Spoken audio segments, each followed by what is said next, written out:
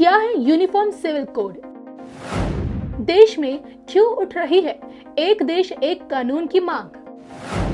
देश के लिए कितना जरूरी है यूनिफॉर्म सिविल कोड?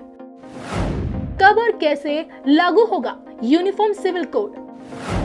धर्म ज्ञान पर देखिए विश्वविख्यात सुदर्शन चक्र ज्योतिषाचार्य श्री संत बेतरा अशोका जी की बड़ी भविष्यवाणी। नमस्कार, धर्म ज्ञान में आप सभी का स्वागत है।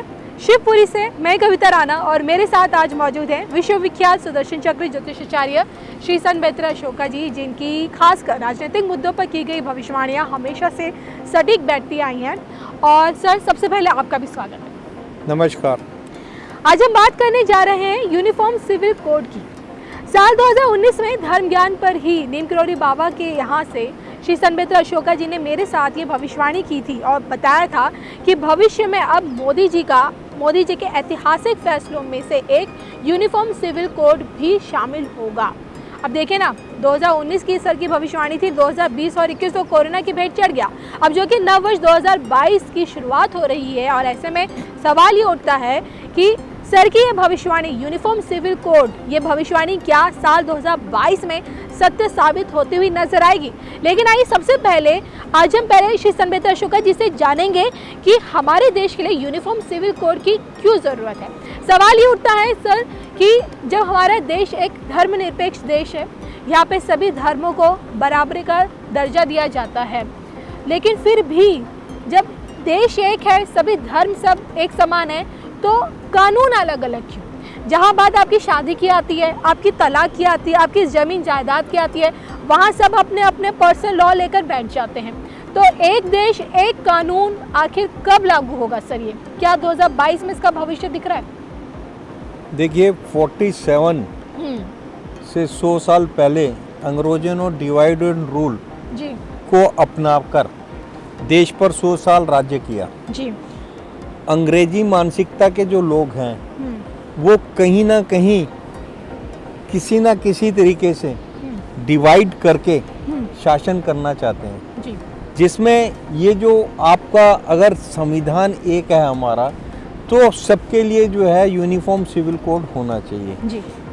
अलग अलग कानून नहीं होने चाहिए, क्योंकि अलग अलग कानून होते हैं तो देश को एक रस नहीं रखते। सबके लिए कानून एक समान होना चाहिए। और जैसा कि हमने नीम करोली बाबा से भविष्यवाणी की थी, फर्स्ट एंड फॉरमोस्ट प्रायोरिटी जो है जी। वो 370 और 35 से, जिसका ये देश पर बहुत अच्छा असर पड़ा। और उसके बाद सेकंड जो है आपका, सेकंड जो प्रायोरिटी थी, जो अब फॉरमोस्ट प्रायोरिटी होनी चाहिए, क्योंकि बीच का 2021 जो है आपका कोरोना के भेंट चढ़ा है जी। तो वो होनी चाहिए आपका जो है जनसंख्या नियंत्रण कानून जी। और अब उसके बाद जो 2022-23 की जो प्रायोरिटी है, उसमें थर्ड प्रायोरिटी में आपका यूनिफॉर्म सिविल कोड होना चाहिए, क्योंकि यूनिफॉर्म सिविल कोड होने के बाद ये जो धर्म निरपेक्ष देश है, ये धर्म निरपेक्ष वाकई में कहलाएगा। क्योंकि अभी आप तो जातिवाद, हिंदू मुस्लिम जातियों में डिवाइड करके आप वोट लेके जो है आते हैं। जब धर्म वाकई में जब एक कानून होगा तो आपके देश में जाति के नाम पर डिवाइड नहीं कर पाएंगे तो आपके जो डिसीजंस होंगे, मैं तो ये वाला जो आपका जो आंदोलन जो 2 देखे हैं, उसके बाद तो ये दिमाग में आता है कि देश को एक ऐसा विधेयक भी पारित करना चाहिए जिसमें जो नेताओं की कोई क्वालिफिकेशन होनी चाहिए।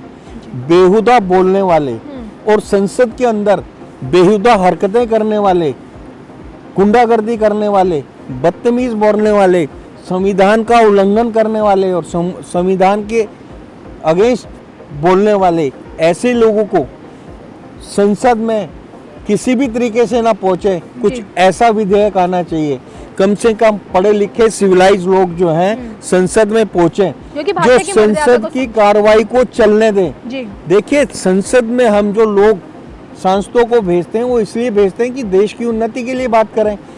एक सत्तारूढ़ पक्ष देश की उन्नति के लिए कोई विधेयक लाता है तो उसमें आप करेक्शन करवा के उसको पारित करवाइएगा, ना कि उसको बिल्कुल सिरे से खारिज कर दीजिएगा, जी। ताकि जो है रूलिंग पार्टी जो है उसको इम्प्लीमेंट करके माइलेज लेकर वोट बैंक को ना अपनी तरफ कर ले।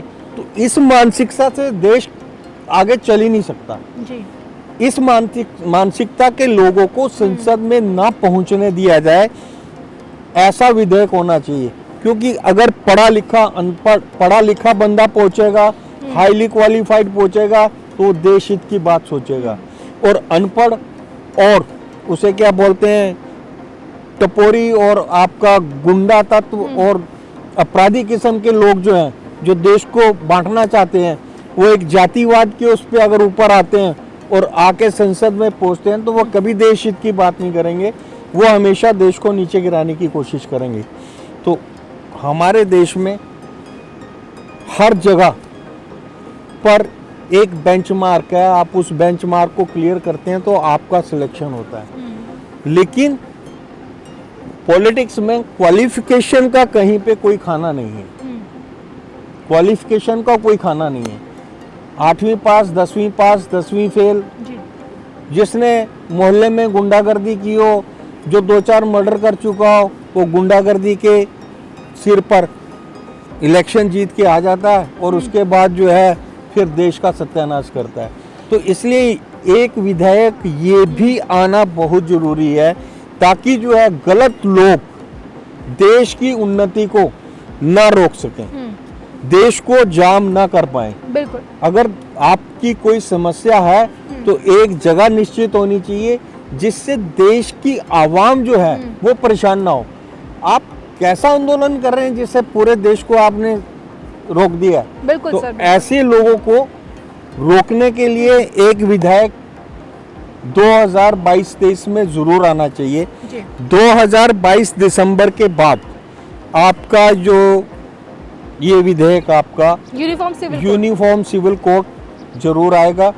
22-23 में आपको यूनिफॉर्म सिविल कोड और ये जनसंख्या अधिनियम कानून ये सब इम्प्लीमेंट होंगे। और 23 में ये वाला कानून भी आना चाहिए, ताकि 2024 की संसद में जो लोग पहुंचे वो देश हित, राष्ट्र हित की बात करने वाले लोग ही पहुंचे। और जिस तरीके से संसद के समय को, वैल्यूड समय को ये लोग वॉकआउट करके खराब करते हैं, वो लोग अब 24 में पहुंचे के भी नहीं, क्योंकि वो आस्ता आस्ता जो है उनकी जो है वो मेजोरिटी खत्म हो रही है। तो आने वाले टाइम में वो लोग आपको दिखेंगे भी नहीं।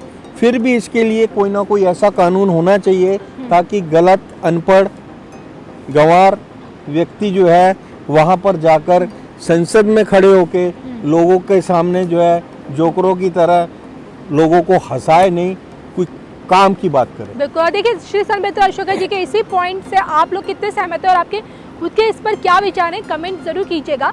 अब यहाँ मैं अपने दर्शकों को ये बात भी बता दूं कि यूनिफॉर्म सिविल कोड को लेकर सायरा बानो, जिन्होंने 3 तलाक के खिलाफ जंग लड़ी, उन्होंने, जिसके बाद देखिए मोदी सरकार तीन तलाक के खिलाफ कानून लेकर आई, उन्होंने भी देश में यूनिफॉर्म सिविल कोड की मांग की थी।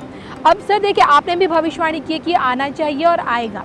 अब मैं आपसे यही जानना चाहूँगी कि प्रधानमंत्री नरेंद्र मोदी के नेतृत्व में यूनिफॉर्म सिविल कोड, क्योंकि इसका विरोध भरपूर होगा, विरोधी विपक्ष बोलेंगे कि एक खास वर्ग को, एक खास धर्म को टारगेट करते हुए मोदी जी को उसको मुस्लिम विरोधी बता देंगे।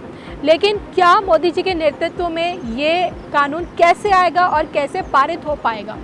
देखिए, अब जो विधेयक आएंगे उसमें वर्तमान जो आपकी लीडरशिप है अपोजिशन में, उसमें जो देश हित और राष्ट्र हित के विरुद्ध चलेंगे उनकी छटनी हो जाएगी और उनके चेहरों से मुखौटे उतर जाएंगे, जिसका रिजल्ट ये होगा 2024 की जो भविष्यवाणी की है कि एनडीए जो है 418 प्लस सीट्स लेगी, वो आपके सामने आएगा। अभी तक जितना भी हुआ है आप देखिएगा, जो भी हो रहे हैं आंदोलन, वो मुखौटों को उतार रहे हैं।